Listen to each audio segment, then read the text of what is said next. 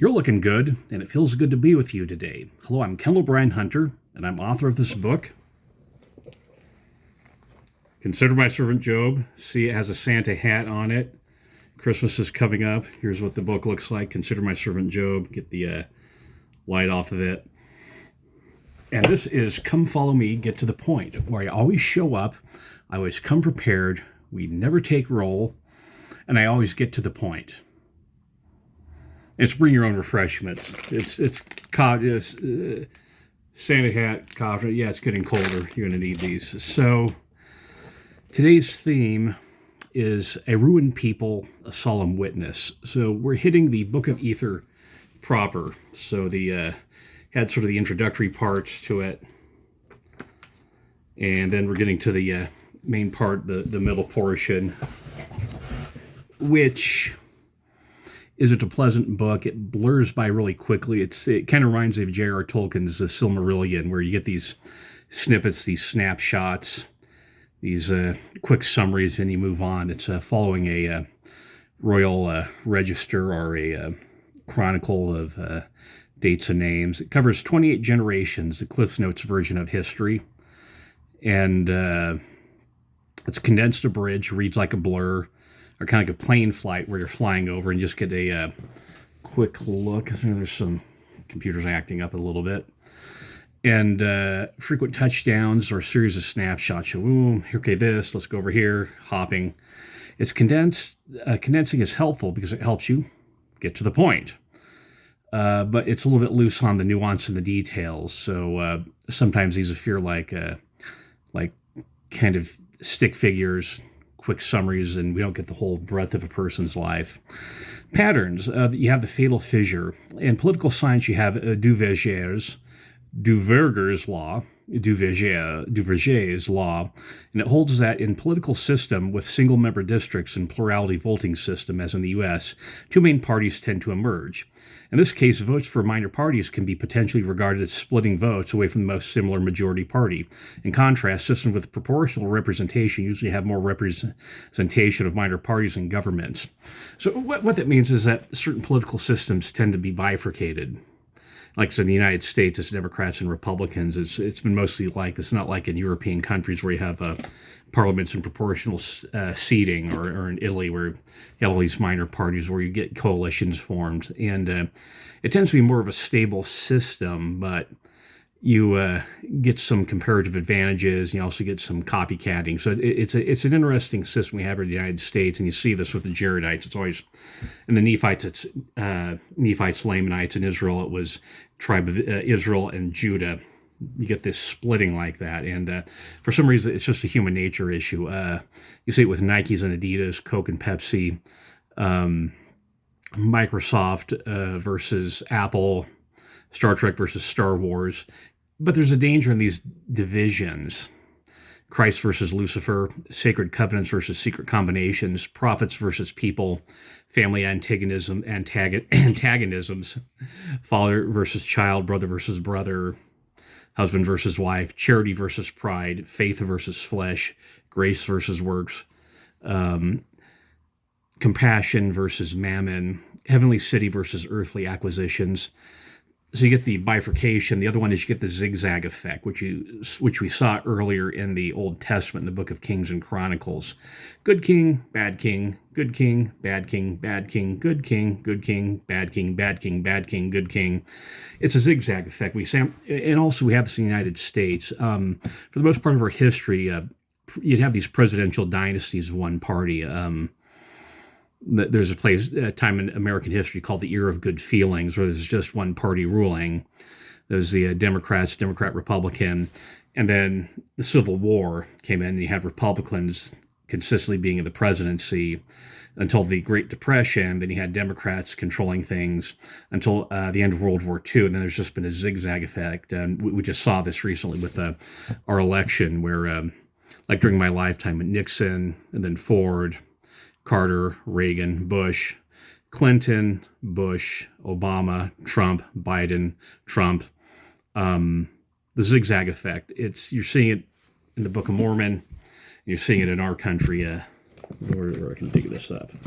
Here it is. This is you look closely, this is a copy of the Constitution and Declaration of Independence from the American Legion. So copy of the Constitution, copy of the Book of Mormon. There's parallels between the two. I mean, it's not deterministic, but there's just certainly obvious similarities that you have to be arguing a philosophical position to deny. It goes on.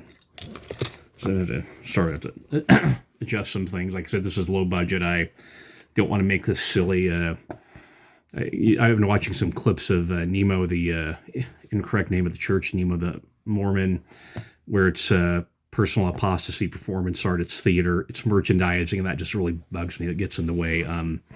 Other faithful social media influencers who have contests and giveaways, and I don't do that. I'll sell my book, and that's something that my publisher wants me to do, but that's about as far as I go. Patreon accounts, I do this, keep this very simple, so, I'm being honest. I'm not trying to merchandise this. So as I was saying, you have the zigzag effect. It's unstable, but you also have the slow battering ram, because you remember good king, bad king, good king, bad king, bad king, good king, bad king, bad king, bad king, and boom, the bad kings, they keep battering away at things, and they eventually win out. Slow erosion. So bifurcation, zigzag, and slow battering ram. That's the three trends you're noticing here. The dynasty. So they arrive in the Promised Land, 344 days in these wooden submarines, and they spend their time singing. So they land, unpack, and then you have the generational hinge. They everyone grows old and need to pass on and create a stable civilization.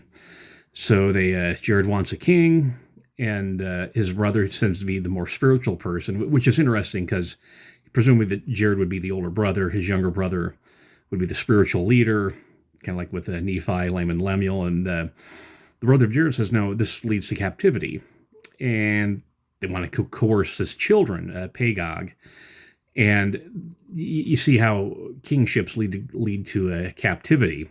They want to force someone to be king. You ever deal with someone who thinks you're supposed to do something and you're not supposed to do it, and they just won't let up, and they just keep sinking their fangs into your neck. Coercing someone to be king. So eventually they take the son of Orihah, who the younger son, he takes over and he reigns in righteousness. So how I'm going to do this is just name names and give quick, get to the point summaries. You have Orihah, Ether 630.7.1, he's righteous. You have Kohor, he's the rebel. Now, it's interesting, with Kohor's time, you see three names come up. Nehor, Korhor spelled with a C, and Moron. And this leads to the question is that those are Jaredite names, but they're prominent with Nephites, and Nehor and Korhor with wicked people, then Moron with Moroni. Just had an I on the end there. And so there's some speculation that maybe there have been other Jaredites that met over, maybe the other Jaredites, and the idea that there may be indigenous people in the background that just aren't mentioned in the Book of Mormon. That's suggestive of this, but not conclusive. Let's see, you have Shule, Ether 7:23-27. He lives in captivity, and he's not killed. And that's interesting because what happens, they'll take the sons or the brothers will take the king, won't kill them, but they'll keep him in captivity. That's a little bit different. The end, that kind of explains the end of the book, where the two people, the two kings, Shiz and Coriantor, end up killing each other off. There's this idea that even though they're in captive, you don't kill them, which is a little bit different than the vicious secret combination thing. So you have another person named Jared, and then you have the daughter of Jared. We know all about the brother of Jared, but what about the daughter of Jared? The feminist bean counters who shriek because there's not enough woman named in the Book of Mormon. Okay, here you go. Here's one of the women in the book. Yeah, she's not named. Neither is the brother of Jared named, but she's the one who introduces secret combinations among the Jaredites. Now, I've never heard a Mother's Day lesson where they warn about the daughter of Jared, plenty about Eve, and then the army of Helaman. But just think about this. Are you questioning your own quota assumptions about value? I have value as a woman because women are mentioned X number of times in the Book of Mormon. Here's this number, and below that threshold, it's bad, but above this threshold, it's good. Or you're trying to seek validity as a person. by numerics, quantification. Your value, it's described in section 18, the worth of souls is great because of Christ's sacrifice. You have it inherently as a daughter of God, but Christ's sacrifice gives you value as a woman, and not any of these external things, degrees, or awards. So the daughter of Jared and Achish introduce the secret combinations. Achish gets daughter of Joseph, his father-in-law. I mean, the daughter of Jared just does this sort of Hollywood marriage of convenience to Achish, and sort of marriage in name only. No different than nowadays. So you have the secret combinations enter the factions. Normally rivalry is, now we have the combination aspect. Emer and Coriantum. Let's see. This was a good time. You have righteousness and prosperity. Emer has the second comforter. You have Kurlams and Kumams, which are these animals which, well, they're mentioned elephants, which is interesting because we know we have woolly mammoths, but elephant bones or these mini elephants or what have you. But you have the Kurlams and Kumams. But here's some names to look up. Quagga, Quagga, Okapi, OKAPI, and then Kungas. Look those up. These are names applied to horses, zebra-type things, and they don't exist today. They're all extinct, but they're enough where they had names attached to them. It's the same thing with these. These are some animals that just weren't translated. This will be interesting. We find at some point in the future, we find out what these animals are and substantiate the Book of Mormon. I remember a number of years ago at the Provo Tabernacle, this was before the fire, being trained by Elder Neil A. Maxwell, and he talked about these things in the Book of Mormon, like Nahum, these other places. Said, we don't know what they mean right now. The weights and measures of the Nephite monetary system, they don't mean anything to us right now, but at some point in the future, we may find out what they mean, and this would be substantiate the Book of Mormon. So put this on the back shelf, put it in a nice Rubbermaid container, and put it in the back of the fridge, and may come useful in the future. Heth and Ether, chapter 9, verses 26 through 30. That's where you have the dearth or the drought. Dearth, I mean, the root is dear, something that's dear. There's a shortage of something. Things are gotten dear, or they're in short supply. Then you have the curse of the snakes. St. Patrick, sorry, I have to throw that in there. Then you have Shez and Ether as the curse is lifted, and that's as Heth, and that's Ether 10. Shez, Ether 10, 1 through 2, as you have Shez. He has to rebuild a broken people. That's the title of this, Rebuilding a Broken People. In a certain sense, we just had this election in the United States, and are we doing the same thing? Are we trying to rebuild the nation after a very contentious election with serious issues discussed, and people won, people who lost, but is there a way to rebuild it? Replakish, Ether 10, 5 through 8. And he is Replakish or Replakish. He is the Book of Ether's equivalent of King Noah. He had the concubines, the taxes, and the buildings. Now, these buildings weren't common sense public works. These were extravagant buildings, lavish. And Mormon criticizes the churches and synagogues that had all this ornamentation while you had a bunch of poor people. And temples are nice, but they're not as extravagant as some of these cathedrals in Europe, and you can find image of them. Gold-plated stuff. On my mission, the city of Beja, Beja, I went to this museum. They had some of these clerical vestments, and inside there had threads of gold were woven into the clothing. Saw that with my own eyes. And Replakish uses prison labor, and like I said, this is just like King Noah, forcing people to do stuff, and so eventually people get fed up and they take him out. Morianton, 10, 9, and 11. Neil A. Maxwell again. Morianton, as this comment about him, he did justice unto the people, but not unto himself, because of his many whoredoms, wherefore he is cut off from the presence of the Lord. And I remember Neil A. Maxwell talked a little bit about that you can have a leader who's a good leader in a terrestrial sense. And I'm sort of adding into that using expression. That wasn't Elder Maxwell's expression. That was his. So you could have a good leader and still have personal peccadillos and problems. So this is in the context of President Bill Clinton, and I think it also applies with Donald Trump, who has obvious negatives and obvious problems that Latter-day Saints should have issues with, but just might be able to work with them. The sludge of political leaders. There's been a slide, and sometimes we just may have to rethink what is workable in a political sense. Maybe do some hard compartmentalization, saying, yeah, this person's a problem, but are they getting the job done? Will you be richer and safer if this person's in office, or are you going to be poorer? In Russell M. Nelson's biography by Spencer J. Condie, chapter 24, in Eastern Europe, they had to work with this lady, a female lawyer, who was an alcoholic. And President Nelson's counsel said, look, she works in a hard area, and she gets discriminated against because she's a woman, so let's just keep working with her. And there may be some wisdom in that if you're making a political choice. Of course, you look for the wise people, but also have to realize that these are humans you're voting for, and they're going to have problems with it, and some serious ones. But there you go. Lib, Ether 10, 19 through 28. Sorry, I was having some trouble with my notes.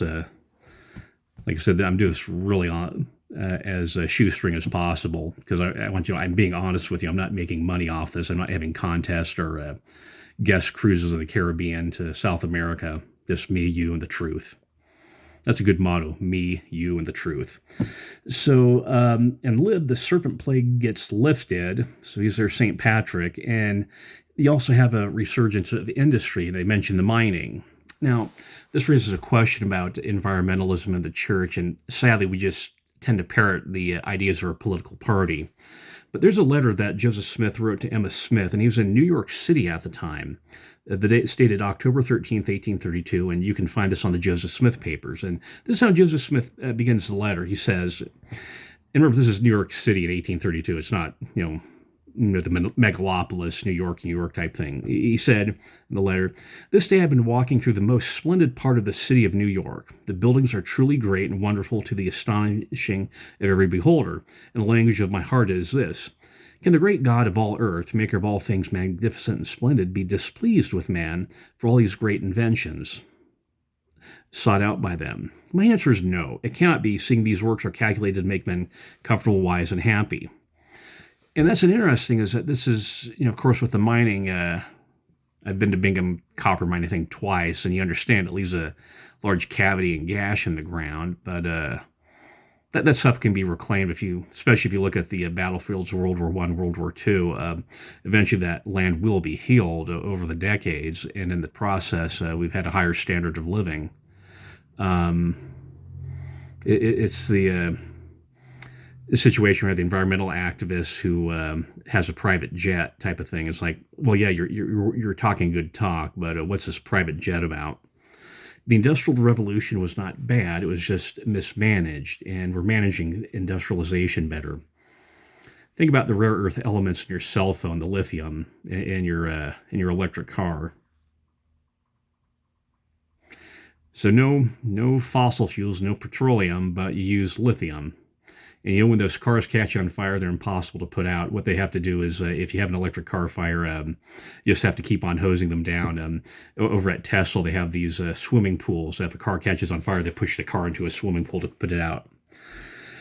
So at the same time, you have the prosperity, and behind the scenes, you're seeing pride. The prophets get hardcore. You have King Etham, who's wicked. And that hits sort of the end of the kings. But there's the one king who's missing. That's the King of Kings, Jesus Christ. And we're going to see Christ reign during the millennium that President Nelson was talking about, and how things are going to be different. A lot of these environmental issues, social justice, racial justice, is institutional racism being replaced by institutional retaliation. And that brings us to the end of the middle part of the Book of Ether. It may not be very satisfying. It doesn't have the happy ending, but we're learning something, an unpleasant truth, an inconvenient truth that we need to take into account and live by. So to begin with the Christ quotient, we have the atonement quotient. Civilizations and societies who don't accept the atonement, what happens to them? Well, you're reading about that in the Bible, in the Book of Mormon, with the Jaredites and the Nephites and Lamanites. Frame things in terms of the atonement. If people accept the atonement, what happens to them? When they reject the atonement, what happens to them? Certainly, you become prosperous, wealthier, and happier. Not to say that you're going to live forever and never get sickness, but you're going to be better off. And think about political systems that are barriers to the atonement. I'm old enough to remember the Soviet Union. Some of the older people remember Nazi Germany and other fascist countries. Right now, China. There's two main the communist holdovers, China and North Korea. And then you have the Islamic nations. These are systems that are barriers to getting Christ's message out. I've read the Quran 3 times, and I recommend you reading it, but you understand some things taught about Jesus Christ are at variance with the Book of Mormon. And we love Muslims. We pray for them. We work with the Red Crescent community involvements. We'll work with Muslims left, right, 6 ways from Sunday. We understand some of the teachings of the Quran, just not accorded with the revealed doctrine of Christ or in the first vision. And the other question is not just political system, but political leaders. Sometimes these political systems are just extensions of a political leader. Hitler, Mussolini, Franco, Salazar in Portugal, Joseph Stalin, China. Look what happened to Cuba after Castro died, if you're old enough to remember that. So not just systems, but the people who run the systems, because they have the discretionary power, and they're the sentient, conscious, and agents making decisions. So these can become barriers to the atonement. On the other hand, making sure that you're protecting liberty, and that's one of the things that church talks about. They've been having these articles in it about protecting liberty. See, it's right there. Right there, Amendment 1, First Amendment.